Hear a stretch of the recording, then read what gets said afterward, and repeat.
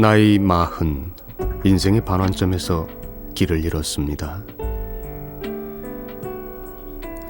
이 시대의 40대 남자로 산다는 것, 나도 낙오자가 될 수 있다는 생존의 무게가 어깨를 짓누릅니다.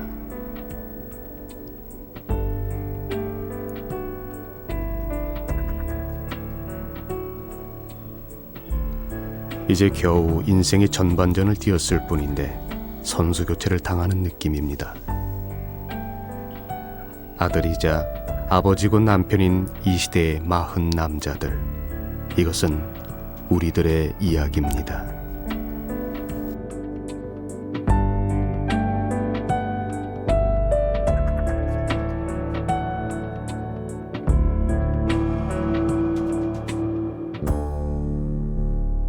진이야, 정원이, 빨리 일어나.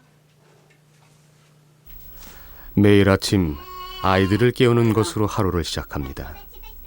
근 3년을 반복해온 일상이죠. 정원이. 이제 반찬에 양념 간하는 정도는 익숙해졌습니다.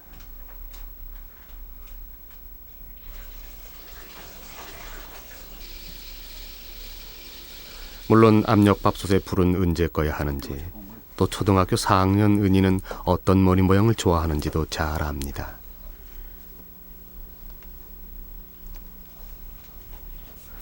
개구쟁이인 둘째 진이는 얌전한 언니와 달리 제 스스로 하는 일이 거의 없습니다. 자, 진이 옷 입어. 이제 됐어. 오케이. 그런데도 아주 고집불통이죠.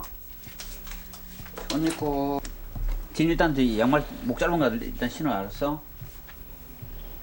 양말은 꼭 꽃무늬가 들어있어야 하며 품에 안고 신겨줄 때까지 두 손 꿈쩍도 하지 않는답니다.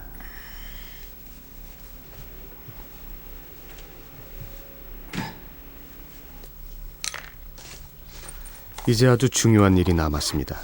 책가방을 싸는 일이죠. 이 일만큼은 정말이지 아이들보다 더 훤히 학교 생활을 읽고 있어야 가능합니다. 학부용으로 산다는 게 결코 쉬운 일은 아닌가 봅니다. 아무리 등교 시간에 쫓겨도 아침은 어떻게든 챙겨 먹이는데 밥상은 꼭 빵과 밥이 공존하는 퓨전으로 차려야 합니다.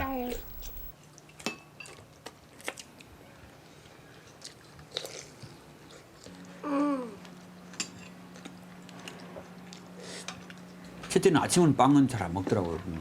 주로 밥 좀 좋아하고 하여튼 그래서 작은 애는 뭐 빵 우유하고 좋아하니까 같이 먹고 걔는 후라이 같은 거 하고. 책가방 갖고 나와라 빨리. 들어온다. 자, 잠바도 입고. 자, 가방에 냅두고. 가방 냅두고. 자, 진이부터.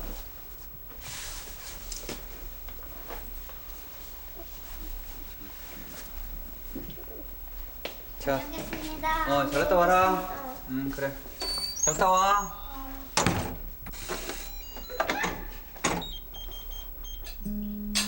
늘 그렇습니다.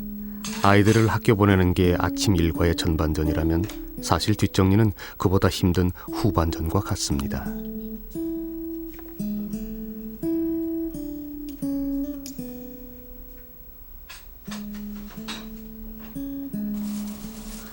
먹다 남은 음식은 잘 싸서 보관해야 하고 그릇들은 그때그때 설거지를 해둬야 합니다.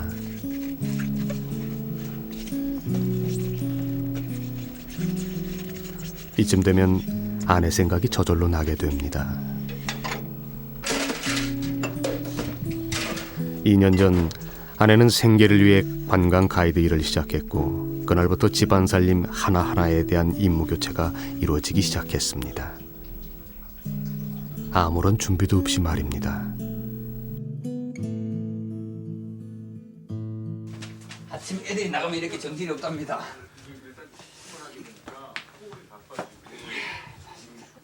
7시 반에서부터 이제 8시 20분까지 애들 나가는 거 챙겨주고, 그럼 내가 준비해서 이제 그다음 이제 내가 나가고, 그럼 보통 이제 그 음료까지 일하니까 토요일은 이제 보통 세탁기 한 2번 정도 돌리고, 그다음 이제 토요일이나 일요일 이제 모든 볼일을 다 보죠 이제.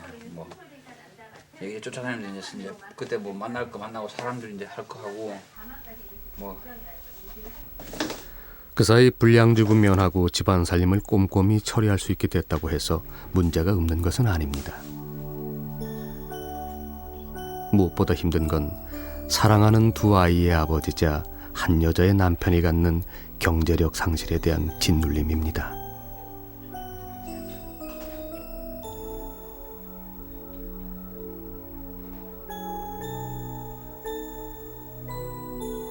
그러니까 5년 전 일러스트로 유명 출판사를 다닐 때만 해도 오늘의 상황은 상상할 수도 없었습니다.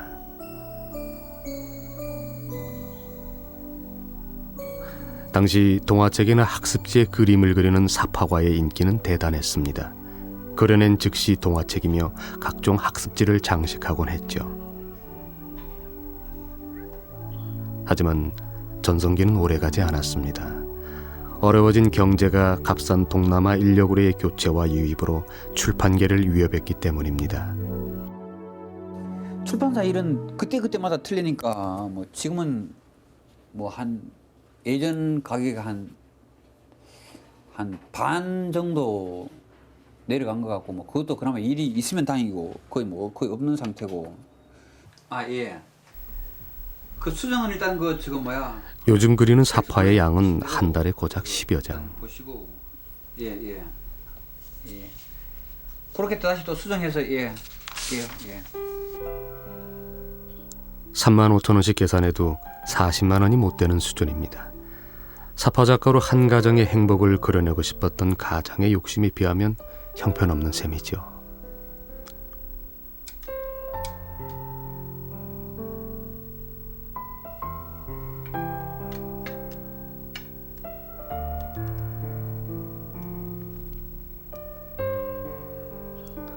택배일은 그렇게 시작됐습니다. 예, 알겠습니다. 정 기사님, 예. 오다 받으세요. 택배일이란 말 그대로 물건을 위탁받아 원하는 장소에 배달해주는 일을 말합니다. 오금동 있어요. 접수는 이거에 하지만 서울 지리와 지름길을 손바닥 보듯 알아야 하는 이 일이 1년차 초보에겐 결코 간단하지 않습니다.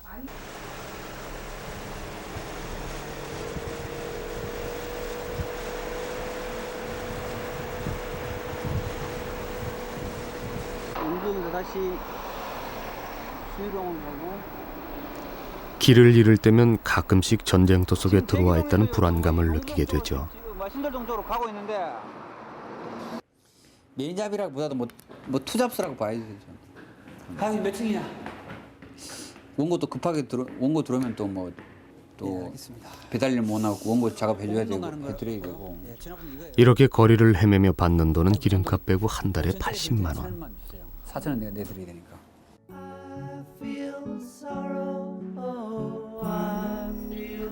낮 동안의 택배일을 마치고서야 비로소 사파 원고 마감을 합니다. 정말 산다는 게 이런 것일까요?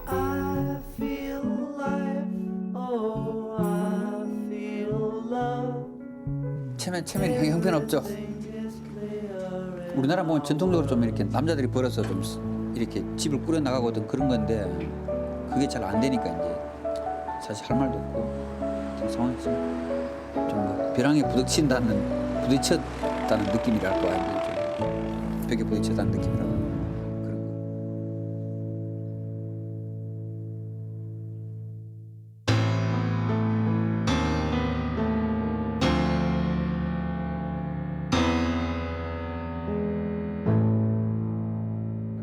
다 된다 하면 된다 뭐 그런 자신감이 있었어요. 그러니까 뭐 회사도 금방 나왔다가 딱 들어가고 그렇게 했어요. 그렇게 했는데 40대를 올라가니까 40대 제가 생각한 40대만의 센티멘탈한 그런 게 생기는 거야.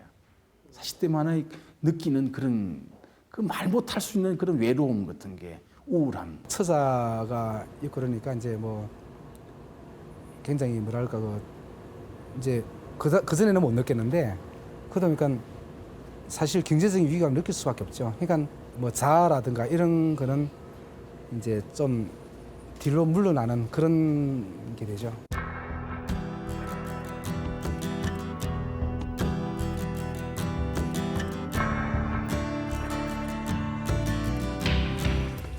노안이 되면서 어느 날 갑자기 책을 보려는데 지금 이 끼고 있는 안경이 뿌연 거예요. 너무 희한한 거예요. 그래서 정말 벗고 봤다니까요. 노안이 시작된 거예요. 병원 가는 걸 두려워해요. 혹시 무슨 병이 있을까요? 아무래도 주위에 친구들이 어느 날 갑자기 뭐 이제 40 초반이라고 볼 수도 있고 중반인데 어느 날 갑자기 무슨 뭐 심근경색으로 죽었다는 뭐 이런 소리가 자주 들리니까 청춘이 굉장히 길 줄 알았는데 40이라는 나이가 하면서 아 이거 50도 금방이고 그러다 보면 60은 금방이고 내 인생이 이렇게 다 가는구나. 주위에서 바라보는 시선들, 일단 그 나이에서 오는 한계 있지 않습니까?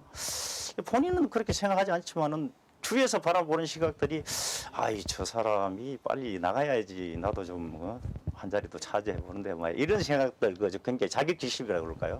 그래서 운동할 때 더 열심히 뜁니다. 처음에 6km 뛰다가 그다음 10km 뛰다가 20, 30대는 몸을 만들기 위해 헬스장을 찾는다지만 40줄 남자들에게 운동은 벼랑에서 떨어지지 않으려는 생존의 몸부림 같은 건지도 모릅니다. 제가 입사 이제 해서 처음으로 저희 어머니한테 회사 사무실에서 전화를 받았습니다.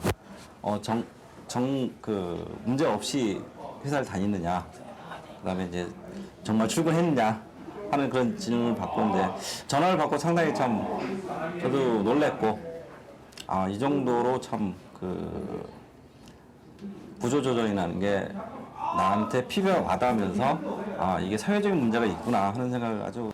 입사할 때 몇 명이 들어왔나? 그건 300명이 들어왔는데 물론 이제 그건 그룹 전체적으로. 근데 그룹 전체적으로 지금 10명도 채 안 되는 걸로 내가 알고 있는데 우리 동기들이 290명은 다 어디 갔을까요? 다 어디로 갔을까요? 지난해 그렇게 거리로 내몰린 명퇴자와 실직자가 22만 명이나 된다는데 말입니다.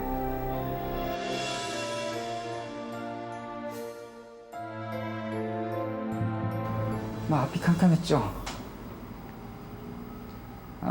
여기 몸담았던 기간이 제가 젊은 날에 한 13년 동안 담았던 곳이었는데 오늘 갑자기 소위 말하는 어떤 권고사직이라는 그 편지를 받았을 때는 어떤 그 마음의 상처라든가 어떤 그 직장에 대한 어떤 그 나쁜 감정이 생기는 건 당연했는데 회사를 막상 그만두고 나왔을 때 그리고 회사 다닐 때만 하더라도 그래도 일정한 어떤 소득이 있으니까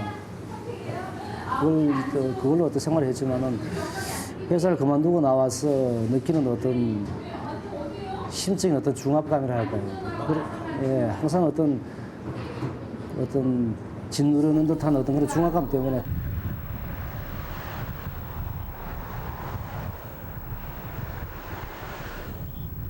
마흔 나이가 되어서야 앞서 살아간 사람들의 삶이 하나하나 눈에 들어오는 것 같습니다.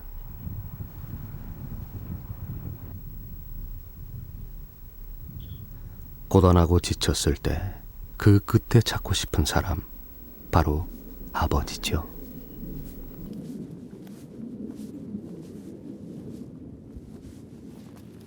아버지는 배운 지식은 별로 없어도 좀 굉장히 열심히 살았다고 생각해요. 내가 그래서 그 점은 내 아버지한테 되게 많이 배울 점이라고 봐요.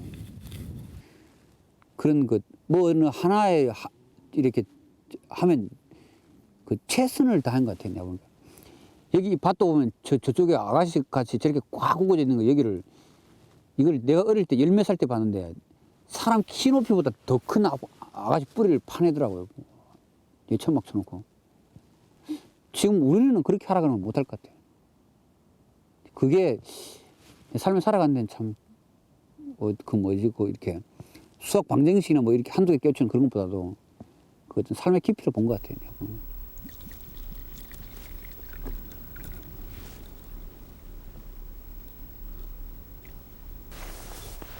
아버지를 알고 정말이지 아버지를 이해하고 싶을 때 그 자리에 아버지는 안 계십니다.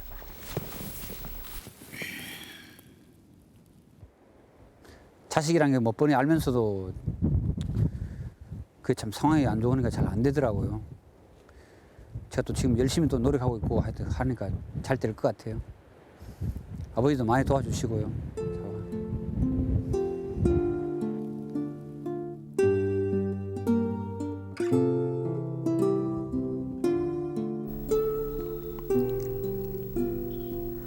그랬습니다.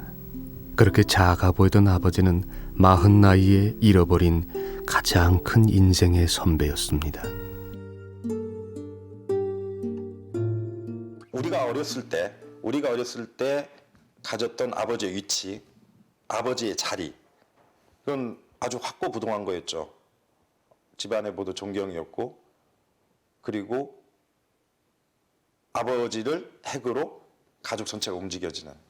아버지만 생각하면 마음이 이렇게 있는데 그 속사랑은 많은데 그때 제가 그때 아버지가 그랬으면은 아버지 한 번 내가 안아드렸을 텐데 참 한 번도 내가 못 알아들었어요. 나 그게 지금도 이렇게 마음의 응어리가 되는 거야. 내 뜻대로 가정사가 안 돌아가고 막 저 집사람 그렇고 애들 그렇고 이러면 그때 이제 아버지가 생각이 많이 나는 거죠. 나는 왜 옛날에 아버지처럼 이렇게 잘 좋은 리더가 되지 못했을까, 못하고 있을까, 이런 고민들이.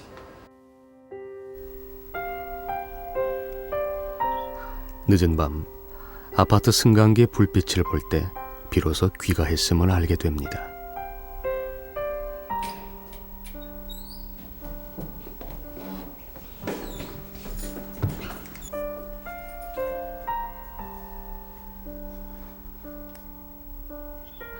이 문을 따고 불을 켤 때까지 방 안의 시간은 멈춰 있었을 것입니다.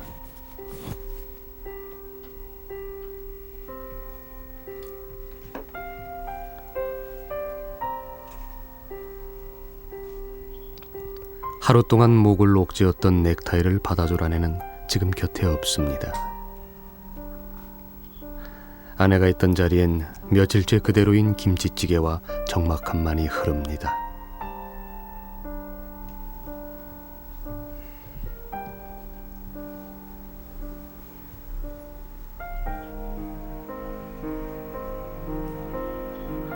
오 년 전 아들은 미국으로 유학을 떠났고 아내와 딸은 1년 전 캐나다로 유학을 갔습니다.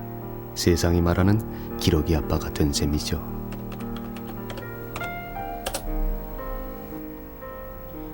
사랑하는 성선아, 늦어서 미안하다. 500불 송금했다. 필요한 데 쓰도록 해라. 돈을 보내고도 늦어서 적어서 미안합니다.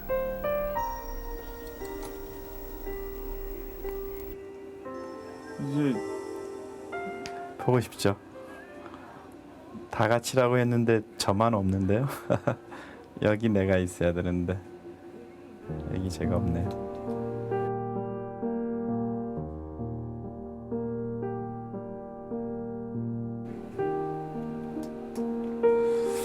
이런 사진 보면 쓸쓸해져요.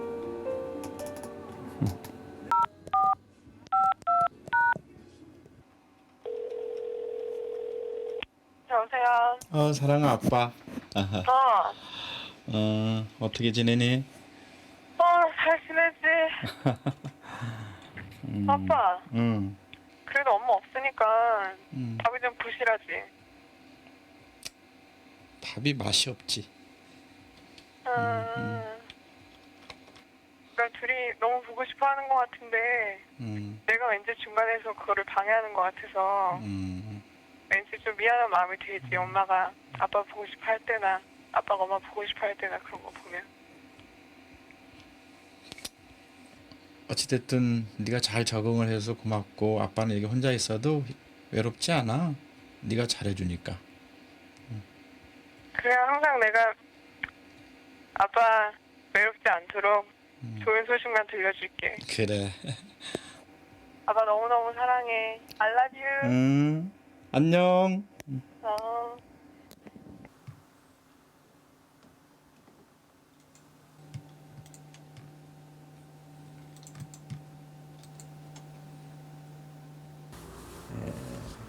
제가 가지고 있는 은행 시제 전부를 다 투자해서 아이에게 투자를 했습니다.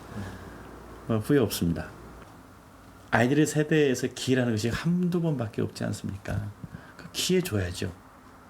어떡하겠습니까? 저한테 뭐 지금 나이 50이 된 사람에게 무슨 뭐 재투자할 게 있을까요?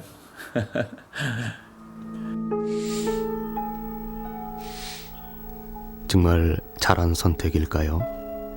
오늘따라 집 밖 저 수많은 불빛들이 한 식구처럼 느껴집니다.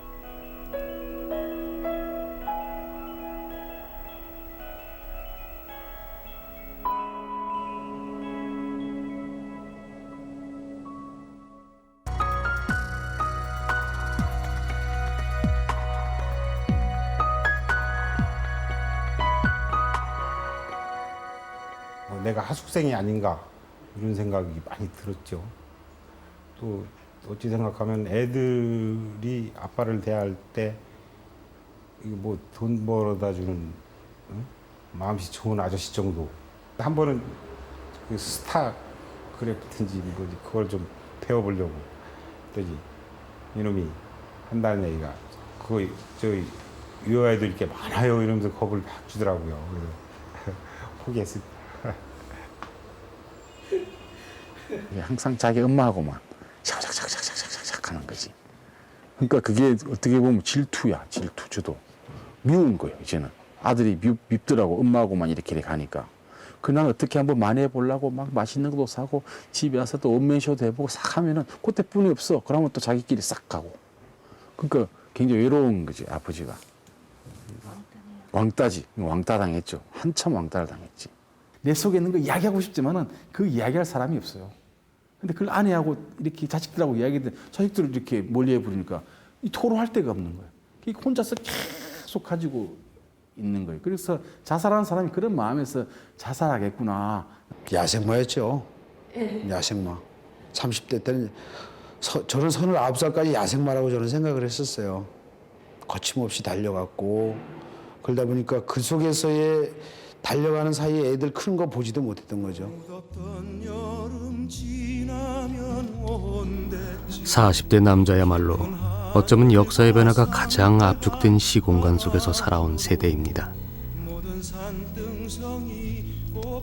6.25 전쟁 후 이른바 베이비붐이라 불리는 다산 분위기 속에서 태어났고 유년엔 60년대 마지막 보릿고개의 가난을 아리게 경험해야 했습니다. 맑은 햇볕 뭉게구름은 어디 우리 학교 창문 열고 공부할 수 있는 70년대 고도 성장사의 혜택을 처음으로 누린 세대이기도 합니다.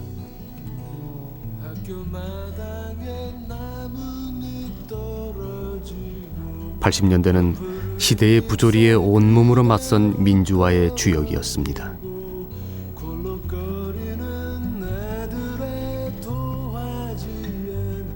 연기에 떨어지는 비행기 푸른 하늘은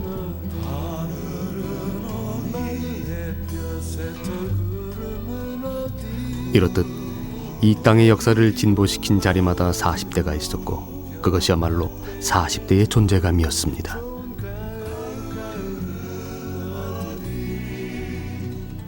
그러나 IMF를 통한 급격한 환경 변화는 가장의 위치에 들어선 이들에게 절벽으로 다가왔습니다.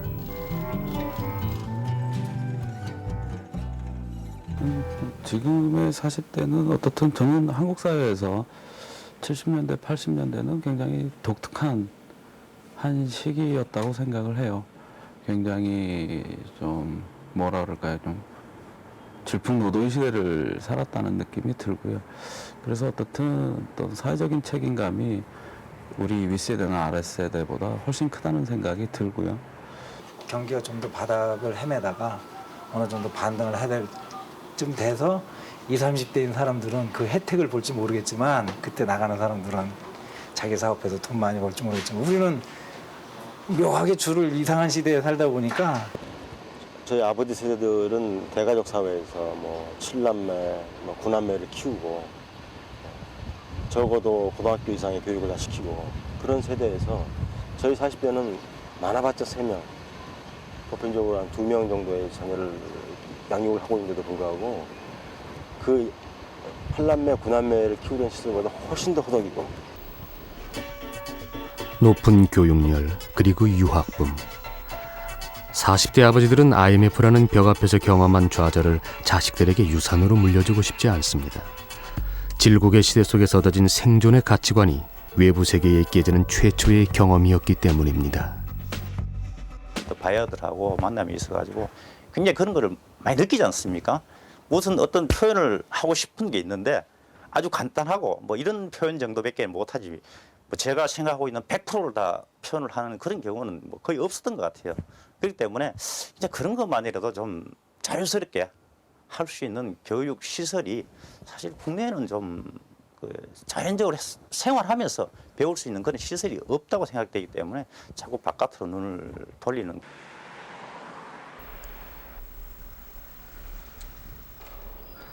강의하러 들어가는 이 시간만큼은 가장 두렵고 또 마음 설레는 순간이기도 합니다.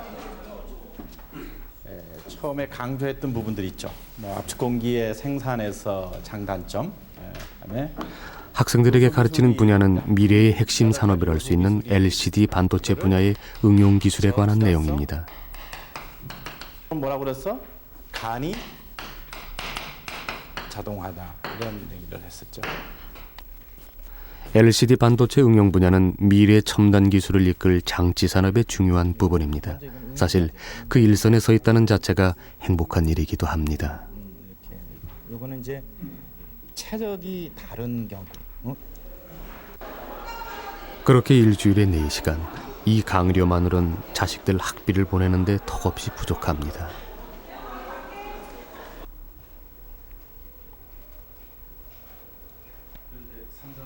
그래서 전공을 살릴 수 있는 직장을 하나 마련했습니다.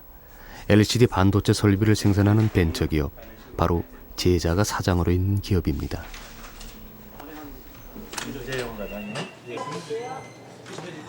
제가 회사에 오면은 사장님으로 제가 모셔야 되고요. 제 대학원에 와서 수업 들을 때는 제 제자가 되기 때문에 제가 교수님 이렇게 또 불리거든요. 근데 가끔 그것이 혼선이 돼가지고 우리 사장님께서 저한테 가끔 교수님하고 부르면은 같이 임원회의 할 때 상당히 난감해. 펌핑하는 거는 저기서 제자에게 부탁해 얻은 일자리. 이 제어 파트도 전부 다 학교 강의와 직장 일을 동시에 해낸다는 것이 40대 끝자락에서 쉽지만은 않습니다. 늘상 귀가는 늦어지게 마련이죠. 자녀를 외국으로 유학 보내면서 부인까지 함께 보낸 이른바 기러기 아빠들이 잇따라 목숨을 끊고 있습니다. 아빠란 존재란 과연 뭘까? 헤어진 가족들에 대한 그리움, 때로는 참기 힘든 외로움에 지친 이 땅의 기러기 아빠들이 자신들에게 던진 질문입니다. 경제적 부담도 부담이지만 가족과 헤어져 있어야 하는 절박한 외로움은 다른 무엇으로도 달래지지 않는 생병입니다. 최근 늘고 있는 추세입니다. 지난해 11월과 12월에 이어 어제 기러기 아빠가 스스로 목숨을 끊었습니다. 주말 부부라는 걸 사실 해봤고 전혀 안 해본 거 아니고 일본 조금 일정 기간 해봤는데 굉장히 허무해요. 책을 보거나 아니면 결국 TV를 채널을 열심히 리모컨 열심히 돌리고 있는 나를 발견할 때 정말 너무 쓸쓸하거든요. 그리고 잠을 자도 그건 잠을 자는 게 아닙니다. 정말 옆에서 와이프가 이불을 들썩들썩 하면서 깨는 한이 있더라도 그게 너무나 달콤한 잠이지 혼자서 잠을 잘 때 그 쓸쓸함이라는 건 겪어보지 못한 사람은 잘 모릅니다. 큰애는 뭐 영어도 얼마큼 하고 해서 아무 문제가 없을 때 둘째가 너무 힘들어가지고 한국에 좀 오고 싶어 했는데 뭐 그런 어중간하기도 하고 그래서 우리 애가 아빠가 가려고 하는 그러니까 한국으로 오는 그날 아빠 내일 모레 계속 그러더라고. 그런 다음에 모레 가면 안 돼 그래요. 진짜 가슴이 그냥 한 게 눈물이 그냥 저절로 진짜 나더라고요. 너무너무 가슴이 아팠어요.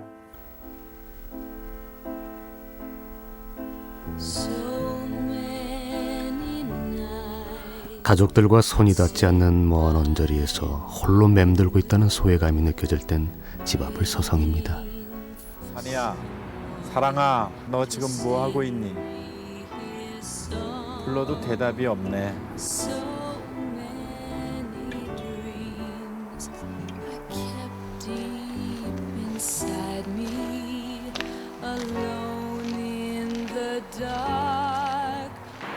보고 싶구나. 많이들 컸을 텐데.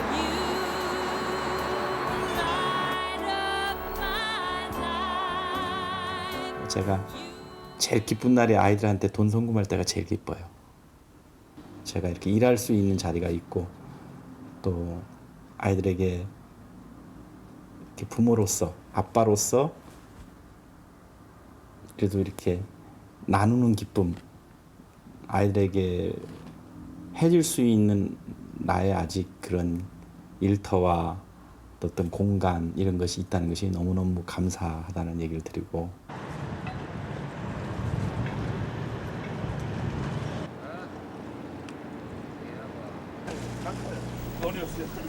부산 영도에서 무추로 가는 가장 빠른 지름길은 뱃길입니다.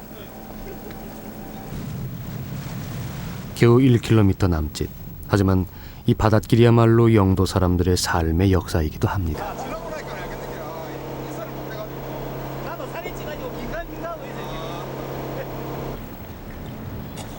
포구에서 자갈치 시장에 이르는 길은 다양한 풍경들로 채워져 있습니다.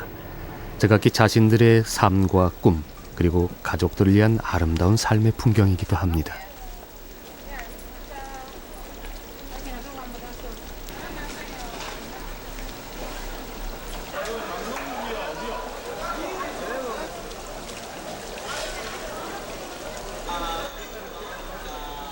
모처럼 만나게 되는 영도 친구들, 역시 그렇습니다.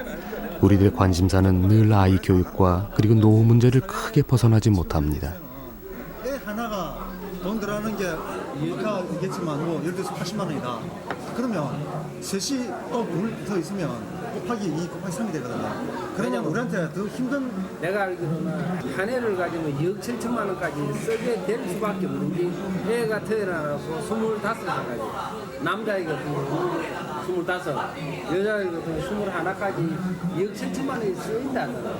지금 뭡니까? 과외시키고 뭐 학원 보내고 이러고 나면 나중에라도 우리가 후세 이제 나이 들어갖고 실버 세대가 되면 거기 대비를 해야 되는데 대비해놓은 아무것도 없잖아요 지금.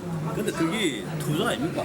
자식의 투자라는 건 미래도 없어요. 근데 투자인데 자식이 지금 우리가 늘 이야기하듯이 우리가 낀 세대를 안 합니까 그제? 그게 자식이 나중에 우리를 보살필 수 있느냐 하면 그게 아니거든요. 우리도 우리 미래를 지금 어떻게 해줘야 되는데 기대를 해가도 될 문제는 아니고 기대를 할 수 없고 기대를 하기 전에 아니 맞는데 제가 기대는 안 하지만은 우리가 해주긴 해줘요. 아 그건 당연하죠. 그러면 그 해주는 그 자체가 어렵다는 거예요. 예를 들어갖고 우리가 기대는 안 합니까? 내가 딸도 있고 아들도 있지만 그 친구들이 내를 분양을 안 하고 하는데 형님은 생각이 그렇잖아요. 지금 줄 거는 다 주는데 내 몫으로 챙기 넣어야 되는 그런 분위기 아니고. 우리들 대화는 늘 이렇게 결론 없이 끝나고 맙니다. 그만큼 아득하고 불안하다는 뜻일 겁니다.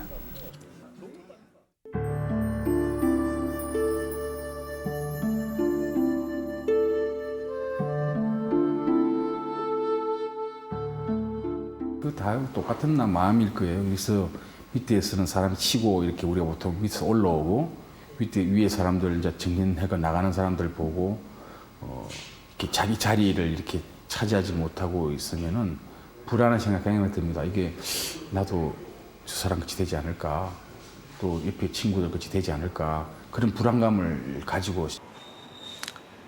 저 개인적으로는 이제 회사 이 사회생활도 가장 이제 어떻게 보면 이제 분수령이라고 그럴까요? 흔히들 말하는 40대가 되면서 더 직장 생활을 안정적으로 할 수 있느냐, 아니면 그 소위 말하는 요즘의 명태, 본인의 의사와 틀리게 새로운 직업을 찾아서 또 떠나야 되는 거냐, 그런 많은 이제 고민을 하는 이제 막 시작하는 단계에 접어든 것 같습니다.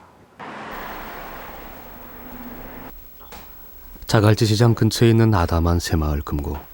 이곳은 일반 은행과 달리 조합원들의 출자로 운영되는 독립적인 금융기관이라 할 수 있습니다. 지난 18년 젊은 시절을 내내 이 작은 사무실에서 보냈습니다.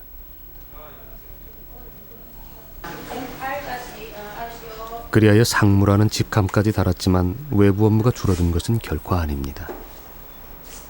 마치고 오는 길입니까? 예. 요즘처럼 불경기일 때 예금 유치나 대출을 통해 수익을 얻어내기란 쉬운 일이 아니기 때문이죠. 더욱 최신 상품에 대한 일반인들의 관심은 갈수록 낮아지고 있습니다. 우리 집 같네. 같은 어떻습니까? 아니 어저께 뭐 갑자기 정수문제 가입 안 했지? 정신보험? 네, 보험하고 똑같은 건데 일단. 금고에서도 실질적으로 정신문제를 판매를 하고 있습니다. 일반적으로 뭐 예, 그렇지. 해가지고 뭐 만 몇천 원만 술 먹고는 안 마시는 거 아니잖아요. 오늘 갖고 나온 상품은 종신예금입니다. 자신의 미래에 불안을 느끼는 사람들을 위해 지금부터 조금씩 돈을 부어 노후를 대비하자는, 한마디로 예금과 보험의 장점을 합친 것입니다. 이렇게 해야만이 그 금고 수익에 도움이 되고, 금고 수익에 도움이 돼야만이 뭐 저도 월급 받아가는데 미안하지도 않고, 그리고 또 금고가 앞으로 계속 나아가야 될 방향의 수익 창출이니까네. 수익 창출을 위해서 저부터 발로 뛰지 않으면 밑에 직원들이 뛰지를 않으니까네 같이 움직여줘야 되는 부분입니다, 지금. 이제 조합원들의 출자로 운영된다고 해서 새마을금고가 인수와 합병으로부터 안전하다는 시절은 지났습니다. 수익률이 낮으면 어김없이 통합되거나 폐점되는 냉엄한 경제 논리가 이곳이라고 비껴갈 리는 없는 것입니다. 그게 뭐 제 일이 될 수 있고, 그리고 저 주위에 동료들 일이 될 수 있으니까네 걱정은 많이 되죠. 이런 일이 있으면. 그리고 또 뭐 평생직장은 뭐 개념이라는 건 이제는 조금 희미해진 부분입니다. 그래도 있는 동안은 있는 자리에서는 최선을 다해야죠.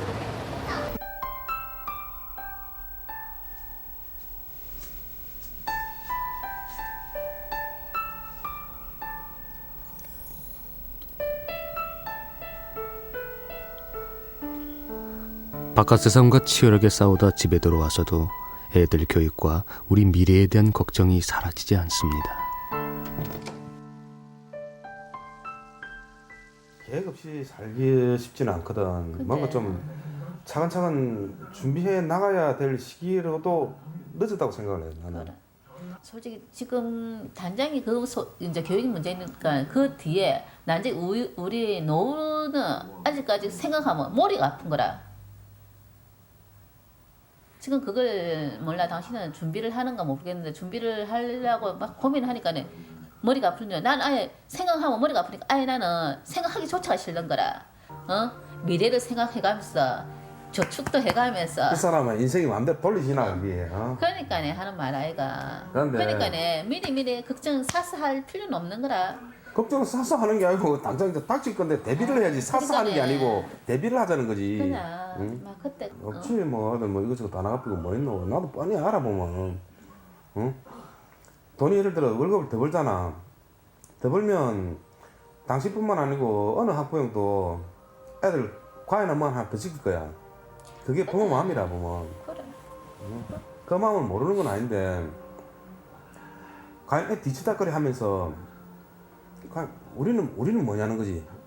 그래 생각하면 괜히 내만 슬슬프니까 나는 애를 공부시키는 게 솔직히 막 그래 생각해.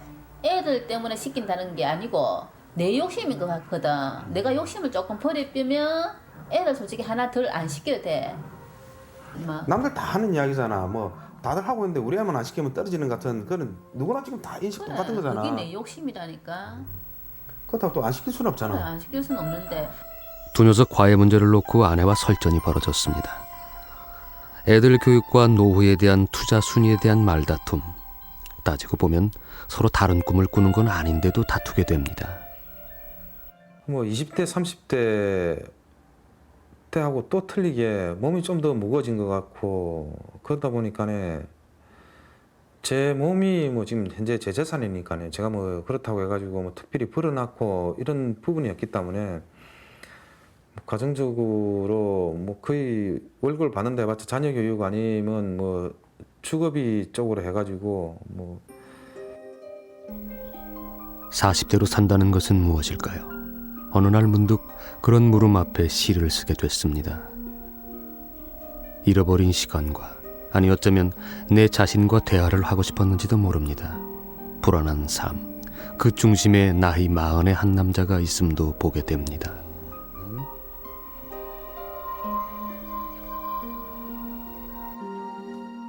누구네 집 이렇게 하고 누구네 집 이렇게 하고 한 달에 최소 200만 원씩 들인다는데 우리 어떡할 거냐. 그래서 내비둬라. 그러면 지금 200만 원을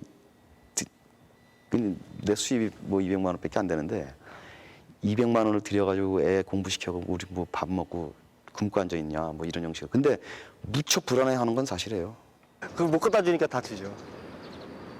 좀 갖다 주고서는 해라. 아유 떳떳하게. 아유 애들 다 보내. 떳떳하게 내 마음대로 떳떳하게 애들 다 보내. 다 책임질게. 그런 말을 못 하니까 일단은 그러니까 묵인력 하죠 좀. 그게 참. 교육 때문에 영등포에서 강남 쪽으로 이사를 갔죠. 또 이제 서울이라고 하는 같은 울타리가 있어도 강남이라고 하는 지역이 아무래도 좀 비싸요. 뭐든 뭐 교육이든 물가든 뭐든 비싸고.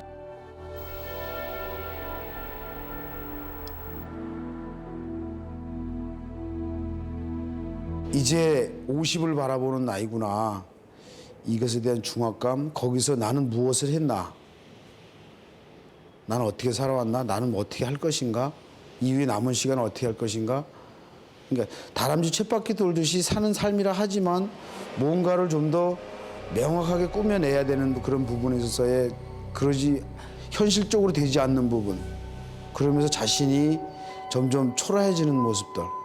그건 사회적으로, 개인적으로나 가정적으로나 사회적으로 봤을 때 그런 마음들이 쭉 중압감이 밀려오죠.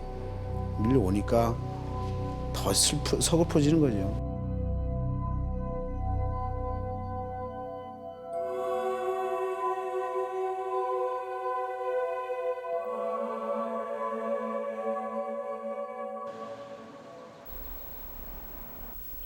이른 아침, 아내가 아침 준비에 한창입니다. 그러나 내가 좋아하는 쇠고기국은 우리 부부의 것이 아닙니다. 딸아이를 위한 것이죠. 지난 2개월 동안 우리 부부의 그릇에 밥이 담긴 적이 한 번도 없습니다. 명태우 새로운 사업을 시작한 일에 생겨난 자연스러운 현상입니다. 오늘 가다가 저 하나로만 타서 뭐 장어 볶음 있어? 쌀도 사야 될 거 아니야? 쌀 사야지. 쌀 몇 포나 살 거야? 쌀 3포. 3포? 예. 집에 있는 것도 가져가야 돼. 밥을 안 해 먹어서 가게로 이사를 가야 되다. 쌀 3포하고 야채도. 아내와의 아침 시간은 해장국집 운영을 위한 전략회의 시간이기도 합니다. 하니까 이웃에 그래서 이웃 짓고 저번에 사는 거 있어요. 대단한 돈을 많이 들어가더라. 사탕도 사야 되는 사탕. 쌀, 청양고추, 피망, 대추, 사탕. 오늘 마트에 들러 사가지고 갈 품목들입니다. 이것들을 씻고 다듬자면 매일 분주하게 움직이는 수밖에 없죠. 주고 있고 민주당은 일본의 앞날이 우려된다고 비판했습니다. 힘들지? 말로 다 못하지. 흔히 하는 얘기지만은 아침에 집에서 딱 나서기 전에 간하고 쓸개하고 다 빼놓고 저녁에 집에 와서 다시 주워 담고 뭐 그런 하는 말도 있지만은 난 요즘 진짜 그런 각오로 살아간다. 가게는 집으로부터 차로 10분 거리인 주택가 조그만 골목에 있습니다. 도착과 동시 두 사람 업무 분담은 명확해지죠.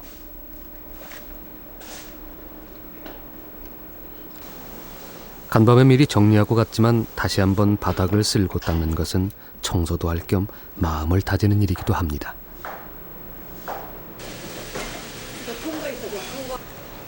그때쯤 주방에선 진한 육수 냄새가 풍겨나고 그릇마다엔 콩나물과 파 그리고 황태포가 얹혀집니다. 곧 들이닥칠 손님들을 위해 미리미리 준비해두는 것이죠. 뭐 이렇게 보면은 손님이 저희 가게에 이런 문을 열고 들어오시는 게 참 신기하다고 생각을 하거든요.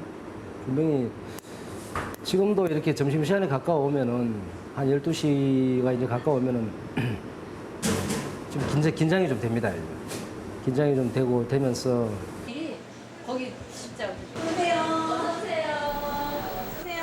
손님들이 가게 문을 밀고 들어올 때의 특별한 느낌은 음식점 주인이라면 한결같이 갖게 되는 묘한 감동입니다. 손님들이 가게 문을 밀고 들어올 때의 특별한 설레임과 두려움, 음식점 주인이라면 한결같이 갖게 되는 묘한 감동입니다. 반가움과 긴장 그리고 설레임과 두려움이 모두 그 안에 있죠.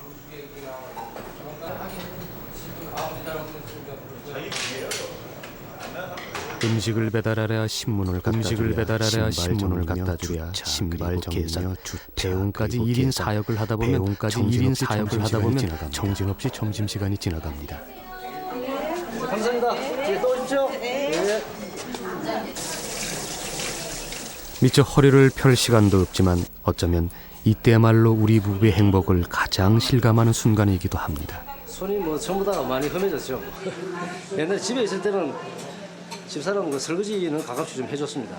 해줬는데 이렇게 대규모로 뭐 하기는 처음이라서 손이 안 할 수 없는 일이죠. 예, 열심히 해야죠. 뭐 아무래도 뭐 물을 막 손에 많이 넣고 하기 때문에 그렇지만은 하는 일에 대해서 상당히 보람을 느낍니다.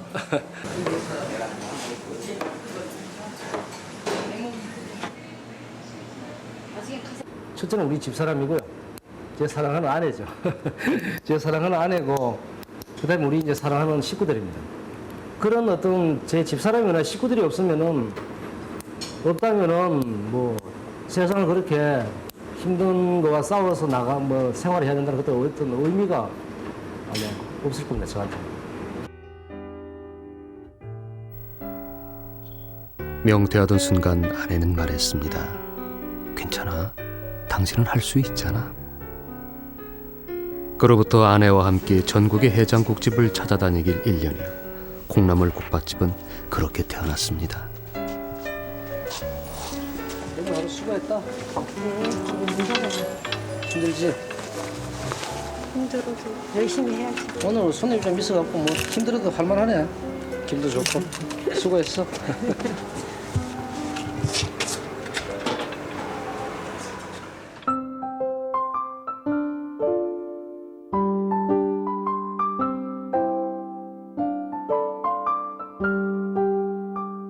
가심비 넘어가면서 저 마누라가 저 이뻐 보이네라는 생각을 처음으로 그때 가졌던 거예요. 나도 깜짝 놀랐어요. 그래서 내가 나이 40이 넘어가면서 사람이 되나 하는 생각이 처음으로 들었던 그런 적이 있었어요.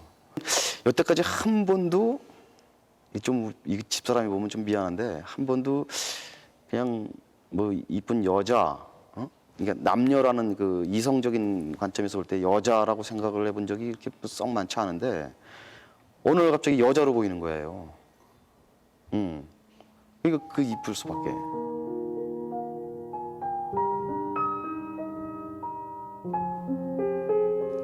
예뻐 보인다는 것은 무슨 여성으로서 예뻐 보인다라기보다는 같이 고생을 하고 같은 지향점을 바라보고 온 동지로서의 어떤 애틋함 또는 안타까움. 그렇습니다. 여성이어도 좋고 동지적 애틋함이어도 좋습니다. 같은 길을 함께 걸어간다는 그 마음만 한결같으면 되니까요. 비행기 버섯, 헬리콥터.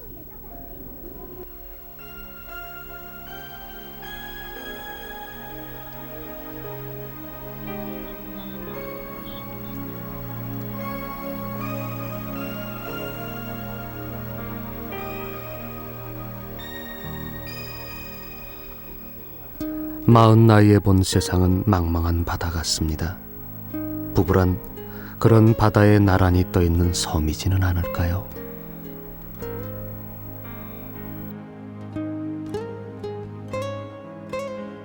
남자들을 굉장히 힘들게 하는 거는 내가 무너졌을 때 방어선이 있을까 이거잖아요. 그랬을 때 그 당시 내가 무너졌을 때 그 방어진지를 구축해서 나름대로 잘 지켜주고 이런 게 굉장히 위안이 되고 든든하더라고요. 망해도 나는 뭐 별 문제 없겠다. 다시 하면 되고 이런 자신감을 그때 많이 얻었죠. 내가 부도 맞고 딱 가서 보니까 기계 하나도 없어요. 그런데 누가 나한테 거래처 소개를 시켜주는데 나 진짜 그 일을 하면서 울면서 일을 했어요. 그게 지금도 내가 우리 저기 집사님들도 얘기했지만 내 가족이 없었다 그러면 과연 그걸 이겨냈을까 하는 생각 참 많이 듭니다. 우유를 받을 때가 사실은 지금 가정밖에 없습니다. 그나마 예를 들면 뭐 어떤 개인적인 고충이나 이런 거를 뭐 회사에 누구하고도 지금 공유한다든가 그런 거는 사실 힘든 것 같고요. 유일하게 가족 테두리 내에서 이제 그런 얘기를 서로 하고 그렇게 풀 수 있다고 저는 뭐 생각을 해서 가능하면 회사 일 같은 것도 얘기를 합니다. 집에 가서. 아빠가 옛날에 할아버지 군대 갈 때 그때 참 할아버지가 아빠를 탁 한번 안아주면서 잘 갔다 와라. 너 사랑한다 이 말 해줬으면 참 기분 좋게 씩씩하게 딱 이렇게 갔을 것 같은데 참 그게 아빠가 참 지금도 마음에 이렇게 속에 남는 것이 있다 이렇게 이야기하니까 이놈이 어떻게 이랬었더만 아빠 이랬어 봐 내가 한번 안아줄게. 툭 이렇게 아빠를 안아주는 거야. 그러면서 아빠 사랑해요. 그래 너도 사랑한다. 그때 내가 펑펑 울고 그랬어. 그때가 지금 생각 제일 고마운 거야. 그 아들이 그렇게 고마울 수가 없어. 그래 네가 이제 아버지 마음을 아는구나.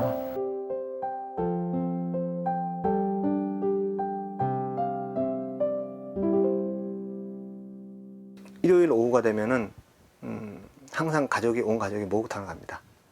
목욕탕을 항상 목욕탕을 가서 그 작은 놈이 사내놈인데요. 사내놈이랑 목욕을 같이 하는데 이제는 그 아이가 힘이 좀 생겨서 아빠 등을 밀어주고 아빠 팔하고 발에 그 때타올로 때를 밀어줘요. 근데 의외로 시원하더라고요. 그래서 그거 하고 나와서 뭘 하냐면은 음료수하고 계란을 까먹습니다.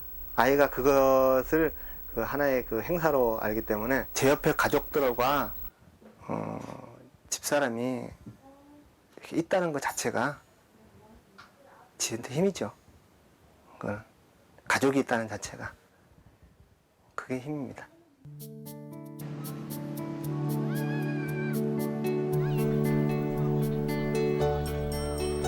짐이라고 느껴졌던 가족, 그 가족이 힘이라는 걸 아는 나이. 모든 것을 다 잃어도 지탱해줄 가족이 있는 한 쓰러지지 않는 나이. 우리들의 마음은 그런 나이가 아닐까요?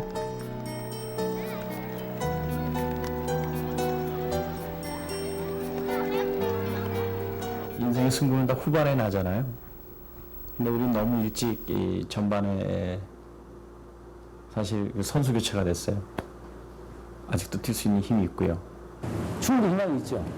뭐 우리나라 40대 같으면은 한창 지금 의욕적으로 살 나이거든요. 그런 지금 연령인데 요즘 또 뭐 평균 연령이 또 길어지지 않습니까? 예, 80세까지 이렇게 그러면 40대 같으면 지금 한창이죠, 뭐 한창이고. 계속 이 사회에서 밀려간다 하더라도 그 역사적으로 많이 그 쌓아놓은 힘이 있거든요.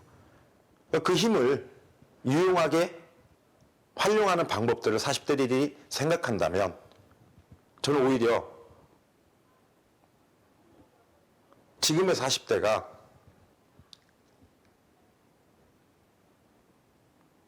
이 사회를 바꿀 수 있는 좋은 힘들을 가지고 있는 40대라고 나는 생각해요. 20대, 30대에 가졌던 그런 열정과 그런 어떤 고민들, 그 순수했던 모습들, 뭔가 이 깨끗하고 뭐 이 옳은 거에 대해서 지향점을 갖고 움직이려고 했던 것들, 그것이 결과가 어떻게 나타났든 간에 그런 마인드들을 지금 40대들이 다시 좀 되살렸으면 좋겠다는 생각이 많이 들어요. 20대 때 1년이 지금은 뭐 한 달 가는 것 같고요. 그래서 40대 때는 좀 우울하게 됐어요. 처음에 마음 먹었다는 게. 근데 이제 한 5년, 6년 지나면서 느끼는 거는 40대가 참 좋은 나이구나. 이를테면 20, 30대가 이성과 열정에 많이 경도돼서 좀 현실을 무시하는 측면도 있었다면 40대 때는 그동안의 현실 경험을 바탕으로 해서 이성과 현실의 갭도 알 것 같고 그것의 조화를 고민해 가면서 더 안정적으로 삶을 끌어갈 수 있다는 생각이 들더라고요.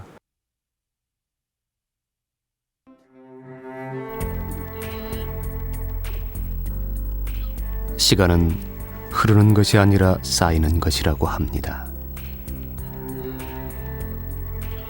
아주 먼 길을 달려 인생의 반환점에 선 40대. 인생의 제2라운드는 더 이상 잡지의 부록 같은 덤이 아니었으면 좋겠습니다.